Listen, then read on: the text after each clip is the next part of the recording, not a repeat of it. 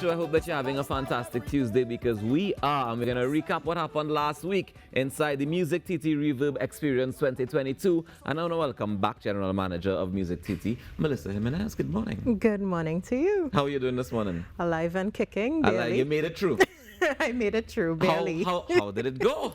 Tell us everything. We want the juicy details. Oh, my Lord. Well, aside from all the technical difficulties, because Murphy decided, on day one, he out and back, it went really well for all intents and purposes. We got some really, really good feedback across all 3 days. They especially liked day 2 and 3. The one with performances in between? All of them had performances. Day 1 had performances too? Yeah. Okay, I missed the performance on day 1. All right.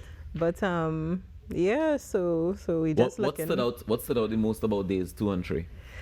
Day 2, I think a lot of persons liked the women in music, the Pecha Kuchas that were done. They particularly liked Janelle Frontin and Laureli Laquisa's own. Everybody was, laughing, fires in the chats, everything was going on there. So that was really good to identify those ladies.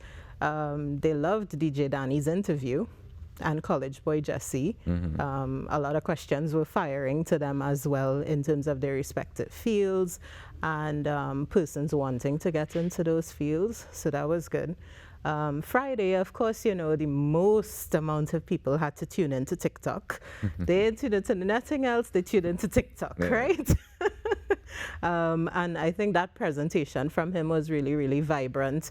According to my chairman, as he would say, or he has been saying in a few interviews, it debunked a lot of myths for him, as well as others in terms of the age group that TikTok targets, as well as some of the capabilities that are going to be rolling out slowly and surely within our region. So now I know, like you mentioned, that a lot of people put it as young people think TikTok, but I think that's in Trinidad, because when you look at different parts of the world, you see, and if you go into the app, you start to realize that they have these different sections. It have a hopping granny that does come on TikTok, and if you but even more than that, like that's still entertainment, right? But I mean, like there are people who have proper gardening tips, and they have different sections of it where you can get actual useful information rather than just have doctors entertainment. Exactly. Everything. So. You know what I mean? So that's fantastic to hear, though. So all right, coming out of the Reverb experience, what can we say?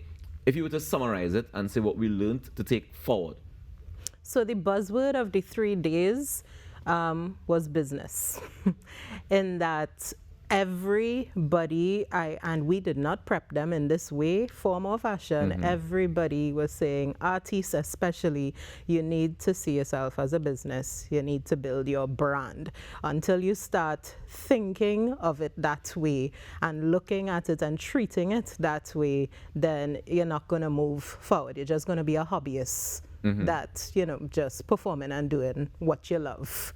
So that was the key takeaway for all of the panels across the board.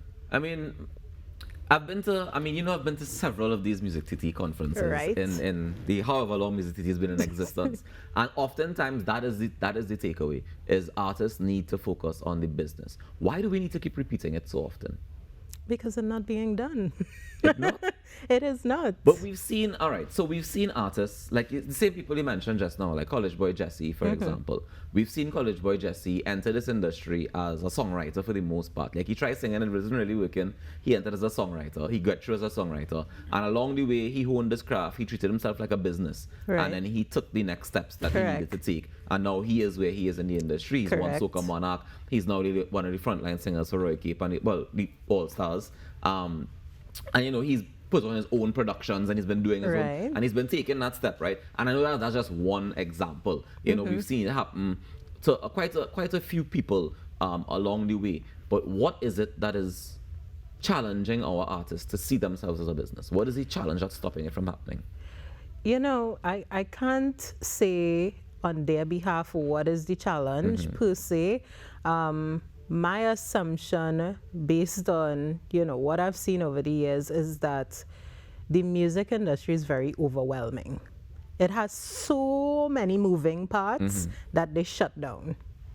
So it's like, what? But is it the artist's job to do that? Well, initially, yeah, because I mean, who gonna do it for you? If Well, that's what you want, who gonna do it for you? We have a guest this morning that proved who can do it for you. But and you know that often makes me wonder is like, as an artist, do you need to have that support from jump in order to be successful as an artist? To be able to stay just doing your art, do you need that support from?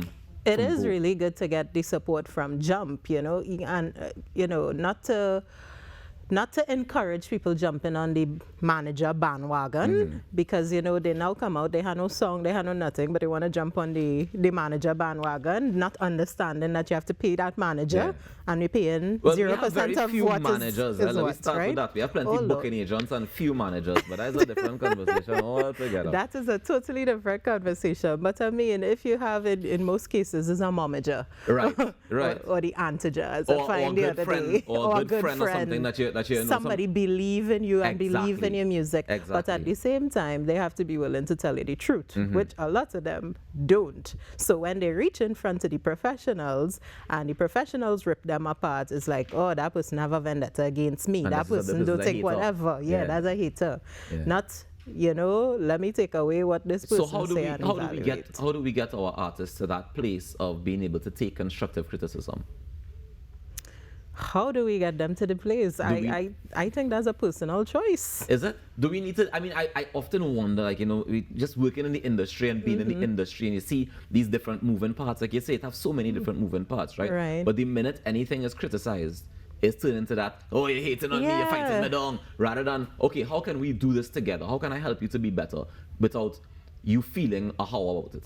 Like, if you do something wrong, I want to be able to tell you that to do something wrong, you know what I mean?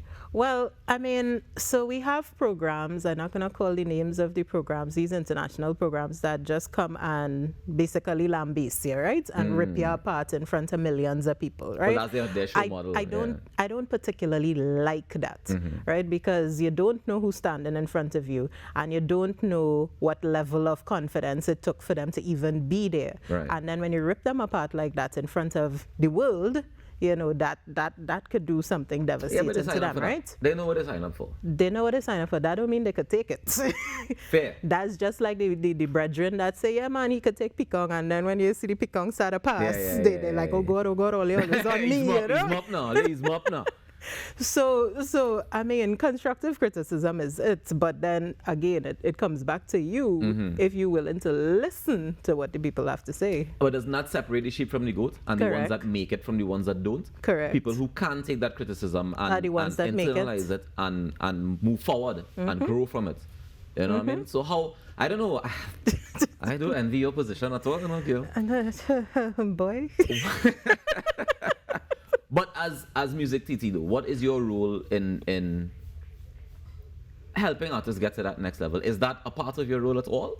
Or is it strictly focused on trade and export? Of course. So a large part of this conference would have been capacity development, right?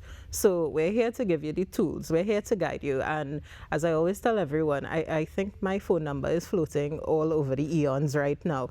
I am accessible. My staff is accessible. And we're always willing to help. So much so sometimes to our detriment, because people is we calling all 10 o'clock in the night, right? Well, I mean, you have an off point. But yeah, so you had to switch off the phone and, you know, put on silent. But we are accessible. We're here to help. So if there's something, so there are artists that would have said, okay, we had this contract that we were presented with, and we really don't know how to navigate this. Can you all help us? And they would reach out and they would ask, okay, and we're like, okay, come into the office. Let's look at it, and we will go through. Correct. Yeah. Right? Nice. So even some of them would be like, okay, we have this proposal that we want to send off to these companies because they either having a show or something like that, and we want to see if the proposal is good, if they're missing anything. Right. We would vet those things for them. So so there is that intimate, there is that intimate willingness to help and, you know, help track them along. Tell me what's next for Music TT. The Reverb experience is over for 2022. Yes. The Reverb experience has ended. However, it is available for 30 days, although some of those 30 days have gone already, till the 14th of August for persons to review. After that, it will be taken down, not accessible. So you want to get in to look at that.